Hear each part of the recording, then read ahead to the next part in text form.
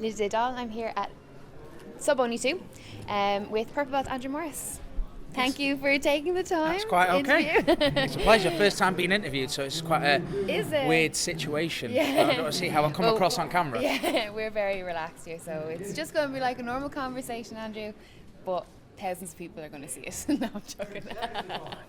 No pressure. No pressure. Good to talk to you. How did you go this morning? Did pretty well today, so I took gold medal in my category. So well, you can't ask for better than that, open weight.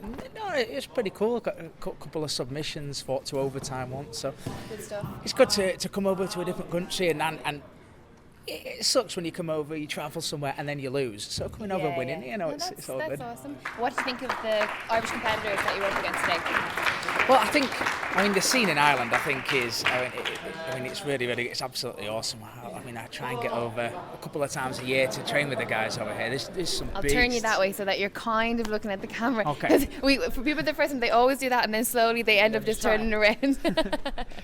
Yeah, so I think dudes over in Ireland, they are absolute beasts. So I do try and get over a few times a year to train with everybody. Although saying that, over the last few days, I have fought as many Polish people as Irish dudes on the mats, which are as equally as tough as our Irish. In a different way, though. Yeah. What's the difference? Okay, so yesterday I got double silver yesterday.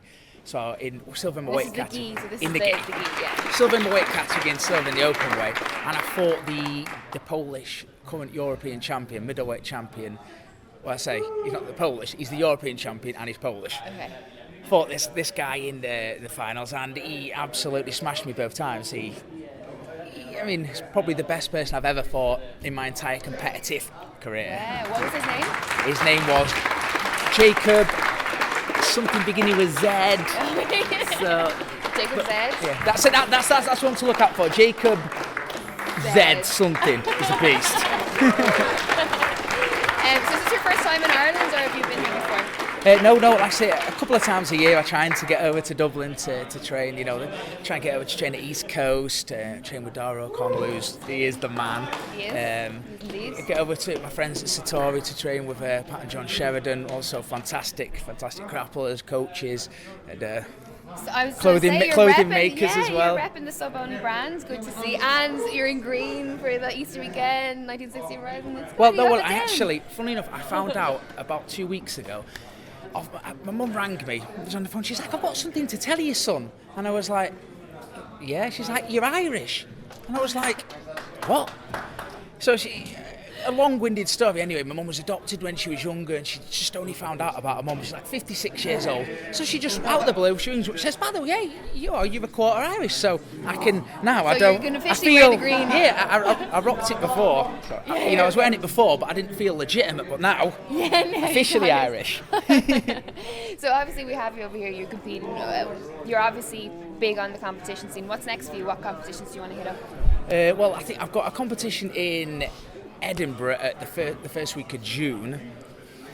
I'm sort of really focusing. I'm off back to try and spend as much time of the year in Brazil as possible, sort of 4 or 5 months. The guys had mentioned that you were in Brazil.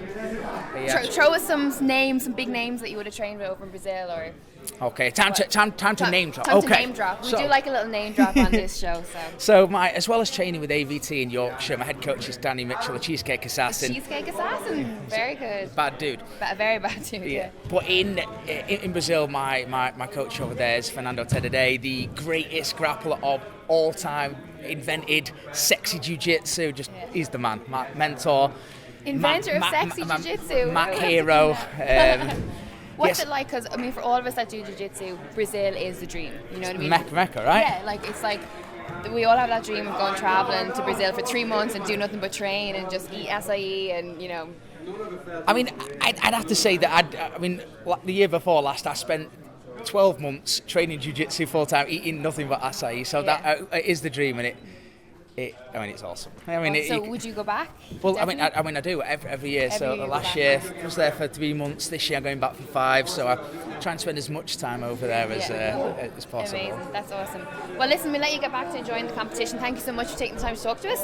And it was very official. Thanks, Andrew. Cheers, man. Take it easy. Thanks a million.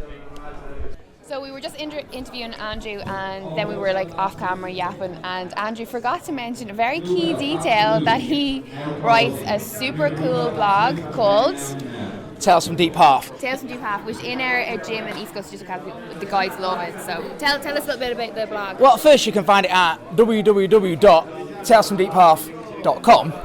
It's pretty much my adventuring, travelling around the world, getting into all sorts of debauchery and misadventures, you know, getting lost in Brazil, getting stabbed, shot, doing a little bit of jiu-jitsu on the mats too, you know, interviewing some famous jiu-jitsu dudes. And who's been the biggest names that you've interviewed so far?